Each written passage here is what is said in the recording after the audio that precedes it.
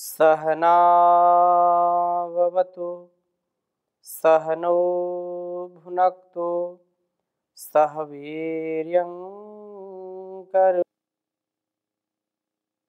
तेजस्विनावधीतमस्तु मा विद्विषावहै।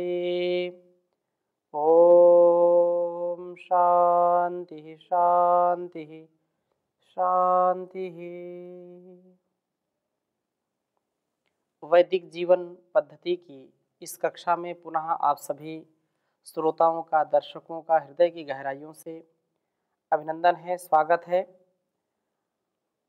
निरंतरता हमारे जीवन का उत्कर्ष करने वाला यह महनीय तत्व है, जिससे हम सतत ज्ञान की परंपरा में, अपने आत्मशोधन की प्रक्रिया में सफल होते हैं।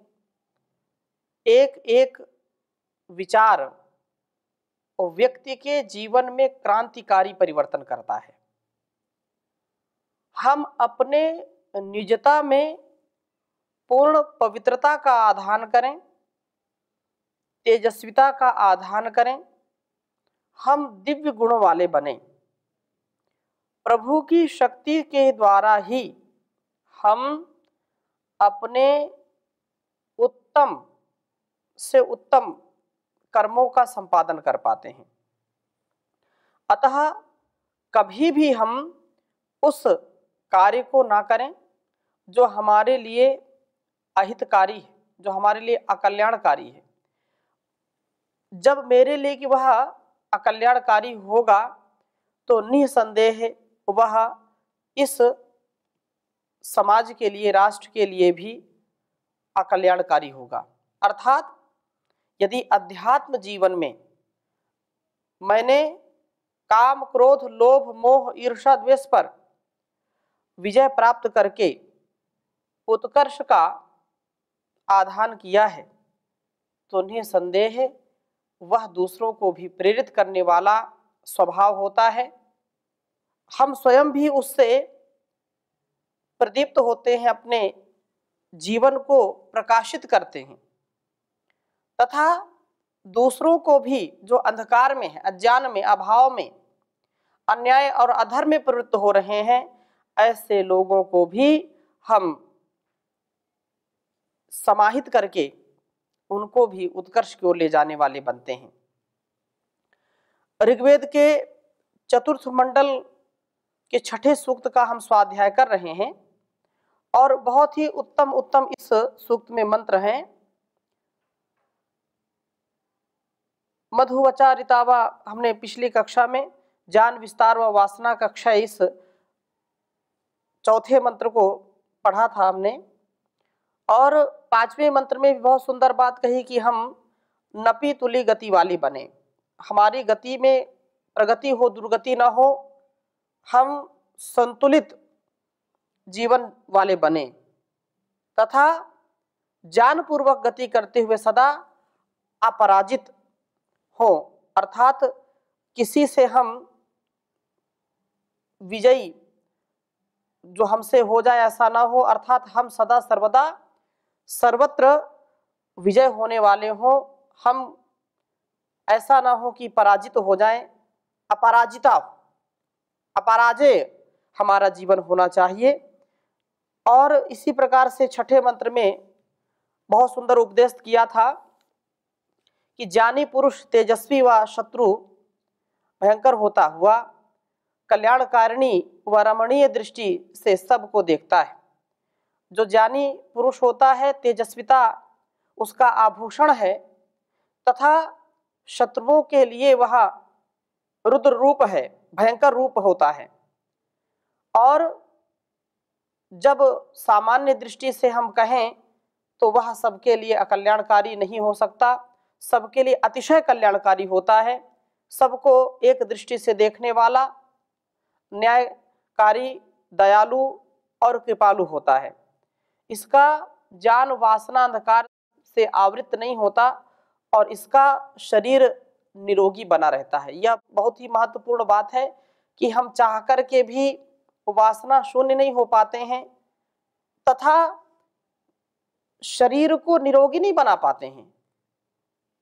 यदि हम अपने जीवन को वासना से शून्य कर पाए, वासना जो इस संसार की आसक्ति है, उस आसक्ति से हम ऊपर उठ पाए तथा अपने तन और मन दोनों की आरोग्यता को हम प्राप्त कर पाए, तो बहुत ही सुंदर जीवन हमारा हो सकता है। और इसी प्रकार से 7वें मंत्र में कहा कि प्रभु की शक्ति किसी से भीत नहीं की जाती, वे प्रभु हमारे सच्चे मित्र और हमारे जीवन को पवित्र करने वाले होते हैं। हम सदा सर्वदा उनकी शरणागति को प्राप्त करें। प्रभु की भक्ति से हमको अपार शक्ति मिलती है, अपार हमारा साहस बढ़ता है, सामर्थ्य बढ़ता है, हम धीर वीर गंभीर बन जाते हैं।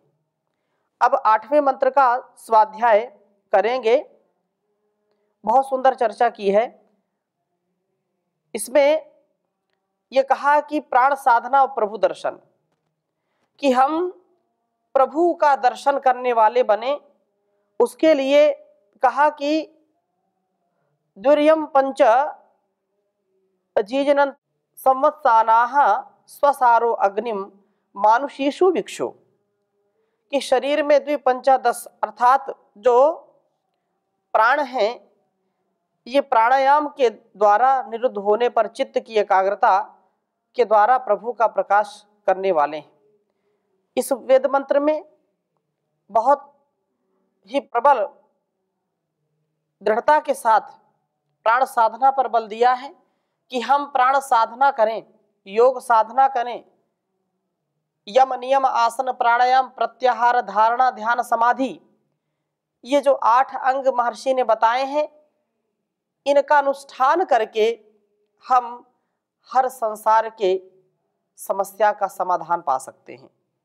इसलिए प्राण साधना के द्वारा प्रभु दर्शन करने वाले हों, जैसे कि जान ज्योति वाली जो मातृशक्ति है, वह उत्तम संतान का दर्शन करती है। जिसका ज्ञान जितना परिपक्व होगा, उतना ही उसका जीवन सुवासित, विलसित, सुरभित और विकसित होगा, अनुशासित, मर्यादित होगा। और अब 9वें मंत्र की चर्चा है।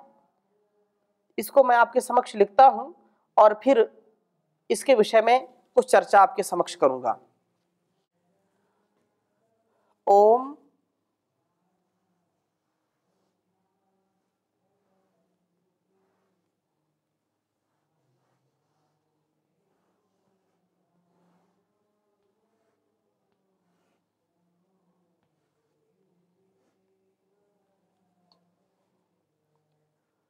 तव त्यग्ने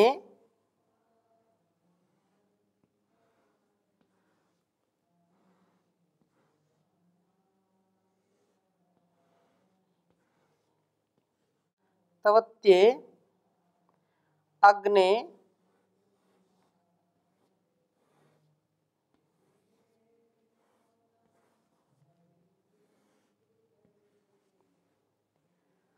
हरितो घृतस्ना,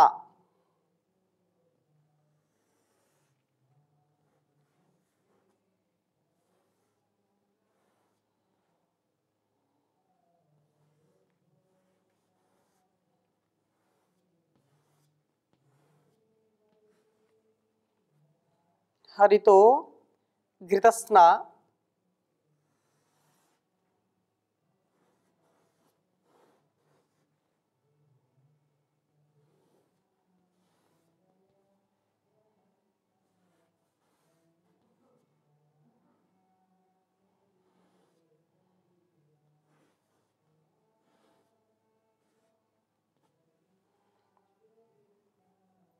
रोहितास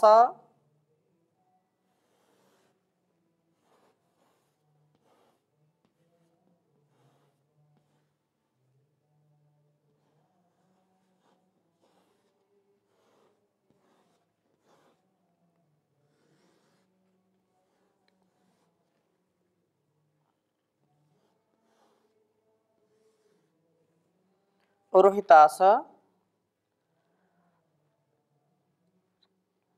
ऋज्वंचः स्वंचः।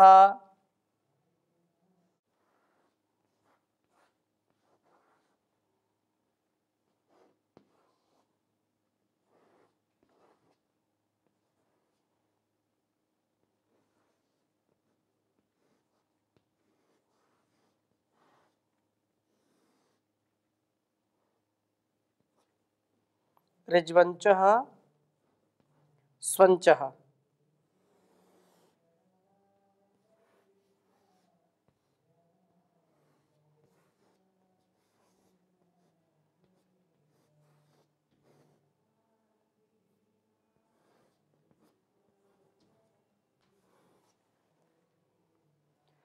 अरुषासो वृषणा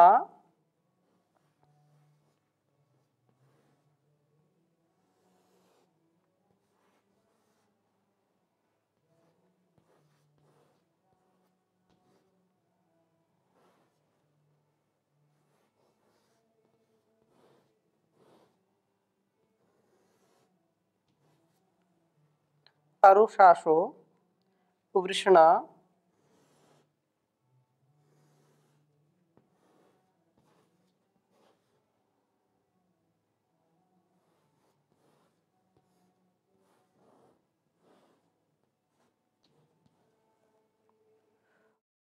ऋजुमुष्का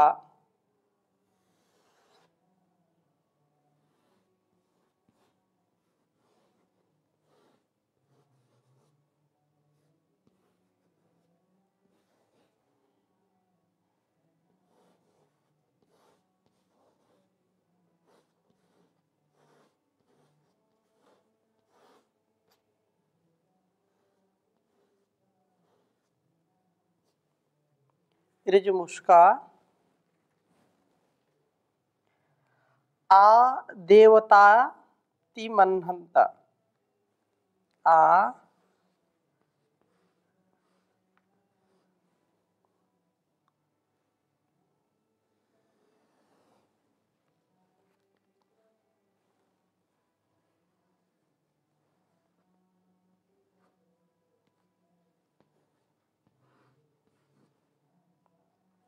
देवताति महंत।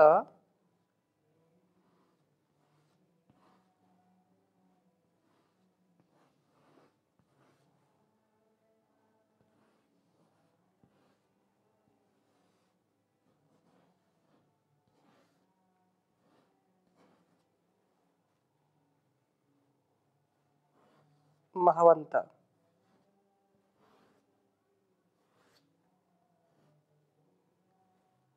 दस्माः।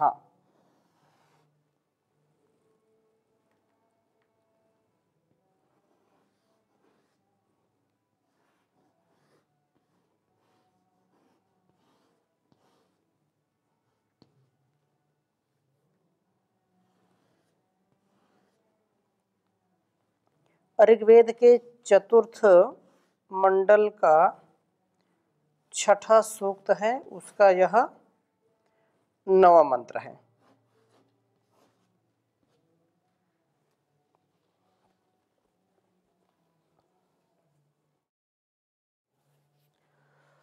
ओम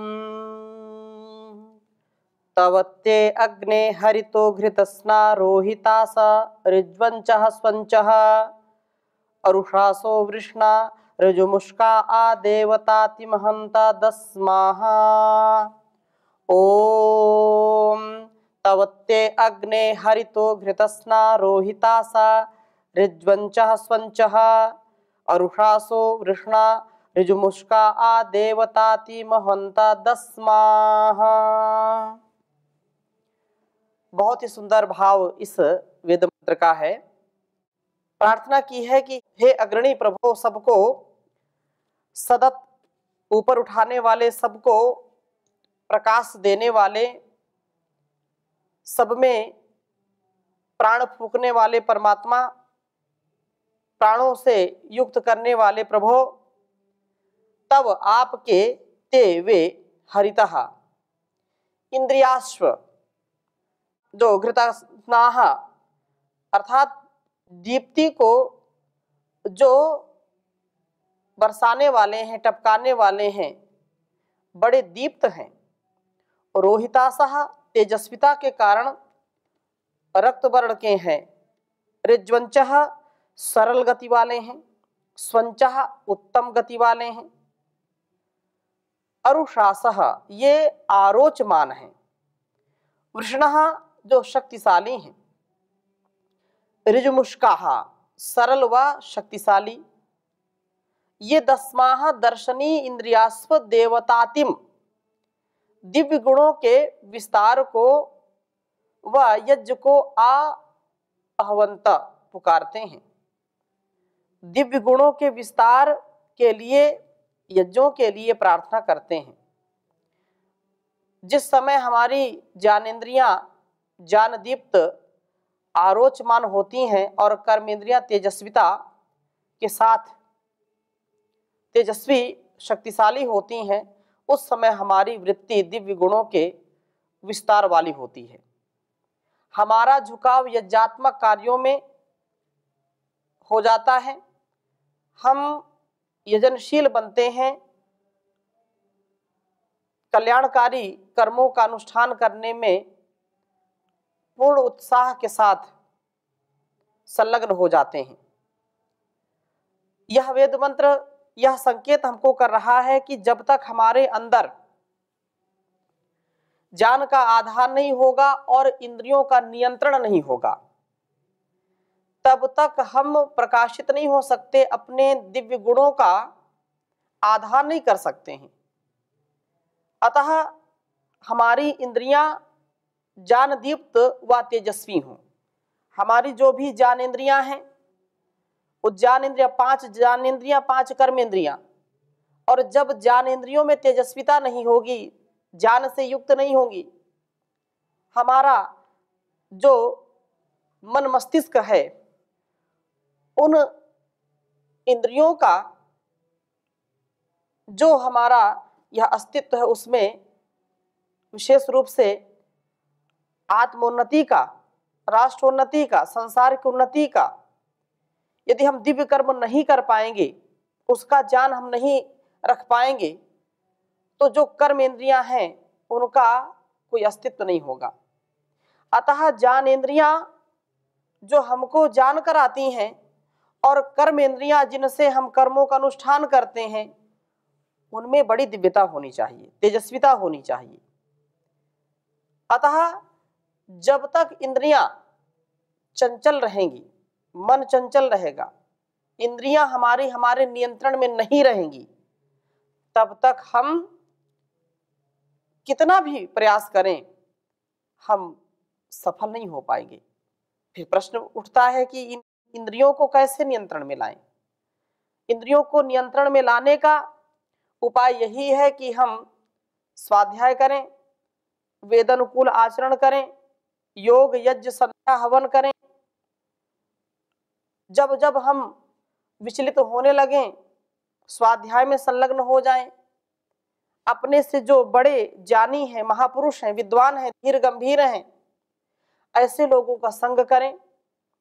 इंद्रियों की जो गुलामी है, इंद्रियों की जो पराधीनता है, व्यक्ति को कभी भी उत्कर्ष को ले जाने वाला यह कार्य नहीं होगा। इसलिए अपनी इंद्रियों का हम दमन करें, अपनी इंद्रियों का नियमन करें। उसके लिए जैसा पहले वेद मंत्रों में कहा है कि अपने कर्मों का अनुष्ठान करने के लिए ज्ञान का प्रयास करना चाहिए, और ज्ञान का प्रयास करें तथा योगानुष्ठान करें, योगाभ्यास करें। तो इसलिए यह अत्यंत आवश्यक है। परंतु मनसा वाचा कर्मणा, ऐसा नहीं कि बाहर से तो इंद्रियों को नियंत्रण करने का प्रयास कर रहे हैं, लेकिन अंदर से हम उस विषय में अपने आप को बिल्कुल लगा करके रखे हैं, संलग्न हैं। अपने इंद्रियों पर नियंत्रण रखने वाले हम बने, अंदर से भी और बाहर से भी जितेंद्रिय बने।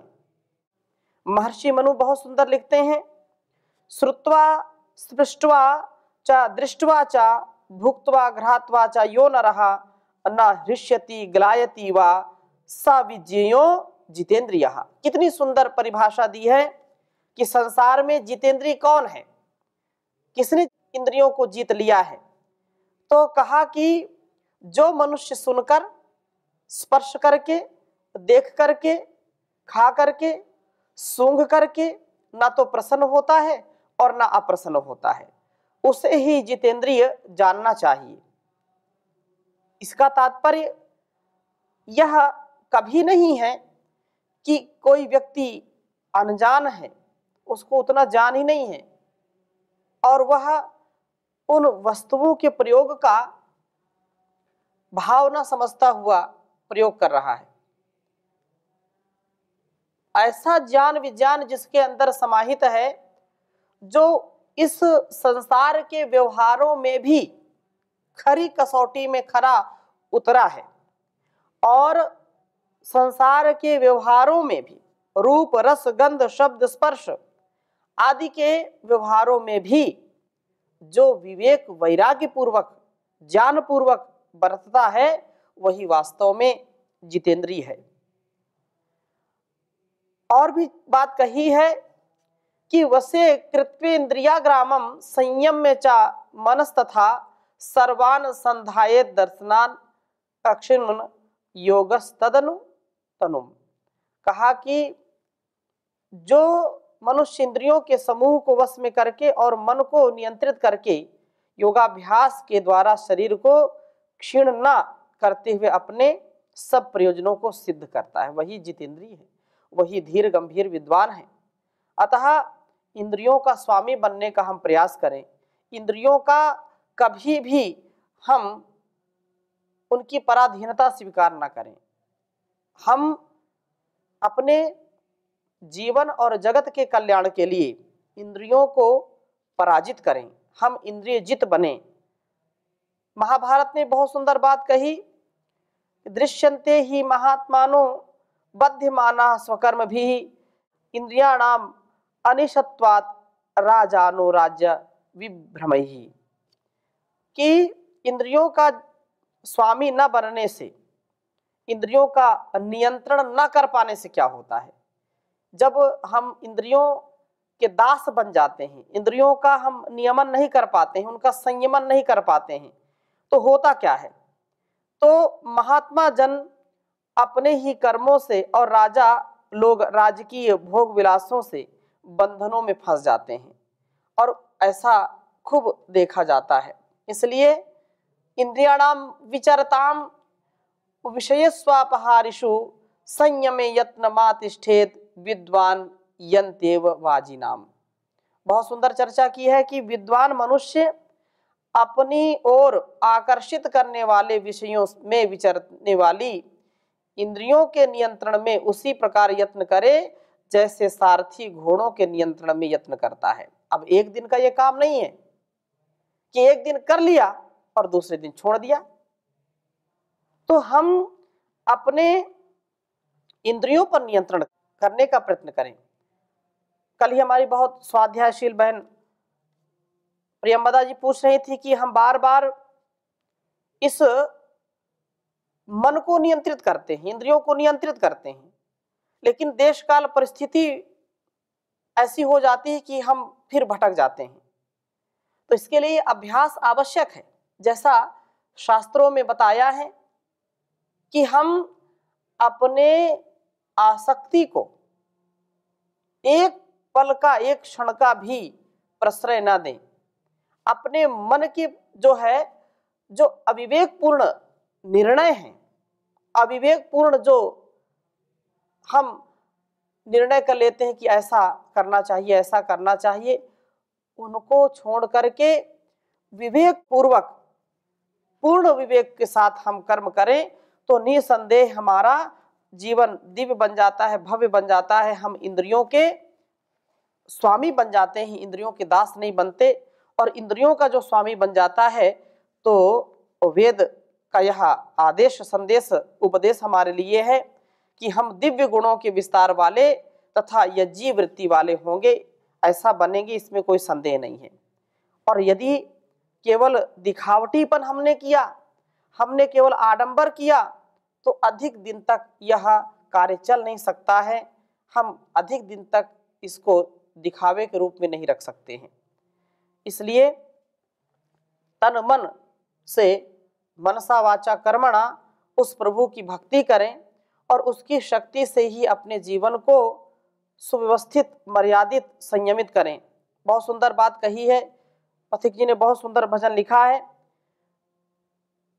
कर्म खोटे तो ईश्वर के भजन गाने से क्या होगा, किया परहेज ना कुछ भी दवा खाने से क्या होगा। समय पर एक ही ठोकर बदल देती है जीवन को, जो ठोकर से भी ना समझे तो समझाने से क्या होगा, किया परहेज ना कुछ भी दवा खाने से क्या होगा। समय बीता हुआ हरगिज कभी ना हाथ आएगा। समय बीता हुआ हरगिज कभी ना हाथ आएगा। लिया चुग खेत चिड़ियों ने तो पछताने से क्या होगा, किया परहेज ना कुछ भी दवा खाने से क्या होगा।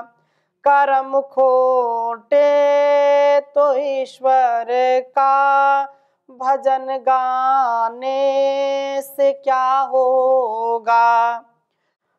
तो यहाँ पर यह बात हमको समझ लेनी चाहिए कि हमको जो हम उपदेश सुने, जाने, समझें, उसको अपने जीवन में उतारें। इन्हीं शुभकामनाओं के साथ आज की इस कक्षा को यहीं पर विराम देते हैं। शेष चर्चा आगे करेंगे। ओम शांति शांति शांति।